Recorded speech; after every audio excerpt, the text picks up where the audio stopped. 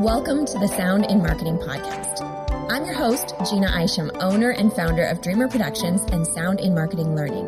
I create, consult, and educate brands and individuals on the power of sound in marketing. To learn more about sound in marketing, check out some cool resources, take some awesome courses, and join a really cool community. Go to soundinmarketing.com. If you're a brand that needs help navigating the soundscape, want to get a more specific assessment of options and trends in sound or voice first, or you're looking to create some custom and curated sound, go to dreamrproductions.com. That's DREAMR productions.com. Now on to the show. For this season, I wanted to focus on definitions because if you don't fundamentally understand the industry, it's harder to navigate it and harder to ultimately succeed. And that's why every episode will start with what is. Today, we will be talking about connected voice mobility with Adam Emfield of Cerence. Adam is the Director of User Experience and the Cerence Design and Research Innovation and In-Vehicle Experience Lab.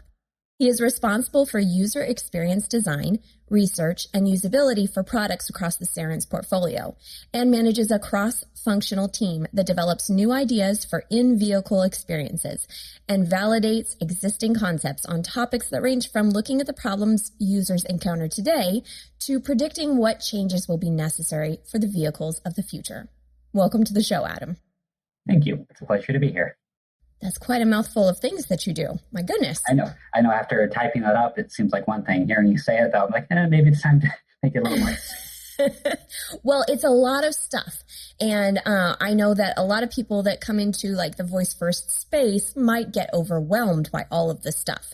So why don't we just start with kind of you breaking down what Cerence is and what you're trying to do? Yeah. So on the one hand, with the voice, Cerence is often thought of as a voice technology company, predominantly for the automotive sector. We've had our voice technology in about 350 million cars to date. So it's everywhere, even if you've never heard of it, and as it comes through various different OEMs. But in all reality, we're a bit more than just voice technology. We're also an AI company providing richer experiences for users that are voice first in the vehicle, but that actually can take advantage of so much more that AI can learn about the user, can learn about the environment, have access to the connected world, to the cloud, and bring things together. So we're in the business of bringing voice in the car and helping make these assistants in the vehicle better, but then going beyond that and trying to leverage everything we possibly can to make a richer user experience, and then to go, of course, beyond just the car into other forms of transportation and beyond. And you're preaching to the choir to me, but mobility is the future. Like, we're moving. We need to be able to get access to technology from lots of different spaces. It's not just from our computers at home. It's not even just in our car. It's like the space in between. What could you describe as a scenario of a situation in the future that Cerence would like to be a part of to connect the day? Access to information throughout your day is huge, as an example. So when you're on the go in particular, a lot of times it is handy to have a phone available where you can get something, but the phone doesn't always have access to all the information that might provide the most useful information at the time. So I'll pick on the car again for a second, but if you're in the car, the phone doesn't necessarily know the speed of the car, maybe from the GPS to a degree, but it doesn't have access to all the car data, all the sensors that let you know if you're about to hit someone. If you're about to make a left-hand turn, and maybe needs to be quiet for a second while you make that turn before it starts speaking at you and things like that. But even beyond just the car, when you're on the go, when you're moving somewhere, always having information that's most relevant to where you are and what you're doing at any given time will be key. That could be in an elevator. You're heading to a meeting and the elevator's crowded and you're wanting to get to the right floor quickly and efficiently. Or it can be when you're riding a bike that you get from a bike share service, where you still need information that's relevant to where you're going or when you need to be there. So can you describe a little bit, because I know you're focusing heavily on the car right now.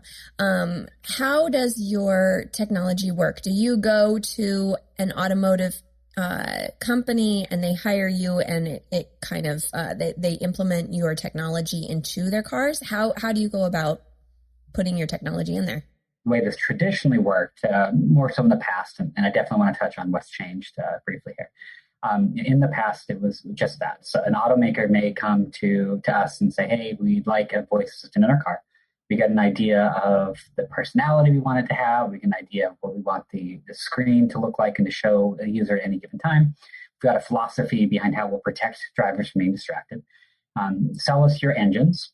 Work with us to plug them in with what we'd call a tier one, so someone who builds the head unit like a Pioneer or someone else. And then we'll integrate all the pieces together and build an experience that works for the end user. That's traditionally how it worked for a long time. But where it is now, we still provide those core technologies, and those are evolving and becoming more powerful over time. But the expectations of users have rightfully evolved, where they're wanting something that's more comprehensive, that isn't just pieces bolted together, but rather a holistic experience that, in the car, especially voice first for safety and other reasons, but that where all of these things come together in a way that makes it seamless to the user, so they don't necessarily even have to know or care who's providing which components. They just know that they bought a vehicle from the person they chose, the OEM they chose, and that they then have this holistic experience. So now, we have definitely shifted more and more towards these partnerships where we are helping decide how this all comes together in a more meaningful way, where we're, even if we're not designing every component, every set of data that is available, helping make decisions that help bring them together in a way that makes them more accessible and easier to use for everyone. So the core technology is still there that we're selling, but we're going beyond it to help make sure that it's being designed and implemented in a much more comprehensive, holistic way. And I saw on your website you actually had an article that piqued my interest that maybe you can speak on, but it was about the risk of outsourcing the voice of your brand. Can you maybe elaborate a little bit on the significance of not doing that? Yeah, absolutely. With a background researching psychology, I personally have always been really fascinated in the way people perceive things, right? The way they perceive interacting with other people, with machines, with all different things. And this is an area that if you think about what OEMs want to accomplish when they make their own cars, what automakers want to make, and what the user is expecting from a system, you can see that there's some real value in making sure that they have a very coherent experience in a way that can be dangerous if you're not if you're not kind of controlling this experience from end to end in a way. So specifically, if we're talking to someone and it feels like the personality is changing all the time, that can be a frustrating experience. If we are in a vehicle that maybe it's a luxury vehicle, we're in the mindset that this is like a very luxurious experience where we're getting help from this assistant that's more formal, and suddenly it goes to something that's very informal and talks to you like your best friend. That in some scenarios might be okay, but it can be jarring if you're jumping back and forth between this. So when it comes to consistency, which is one of the biggest things that users value in an experience, it makes it predictable, it makes it more human-like, and it leverages the ability to take what's natural to us as humans to know where we're going to go next. If you're able to make sure that as an automaker, you're controlling a lot more of those elements here in a way, you keep this personality that beyond just voice, it makes sure that it all stays together, it all keeps the brand, keeps this unified personality going towards the users. In essence, because this is my background, is sonic branding. What you're talking about is sonic branding. It's an element of it where you're being a sincere representation of your brand through your sonic identity. Yeah. So yes, I think that's a wonderful thought. Can you give me an example of either someone who has come to the company for assistance that has misunderstood what you did, or just some kind of misunderstanding that you've seen in the market? Yeah, so I definitely have seen some of the things we touched on where the perception is in some cases still that we just provide core technologies, that we are a company of engineers who build engines that power voice technology. We give it to you and say, thumbs up, good luck, we hope you do well. I think that still in some cases is the perception from automakers who haven't gotten used to working with us that way, or even to people who might follow the voice first world, but don't necessarily intimately work with us at Cerence much. That's definitely one of the kind of myths I've seen that we just provide those technologies. But we've got a huge user experience sort of expertise. We've got people who are working on understanding the brands better and helping integrate this better in a way that doesn't necessarily have to be the case anymore. But beyond that, I also think that people still think of Cerence as just the voice first, and then that's it.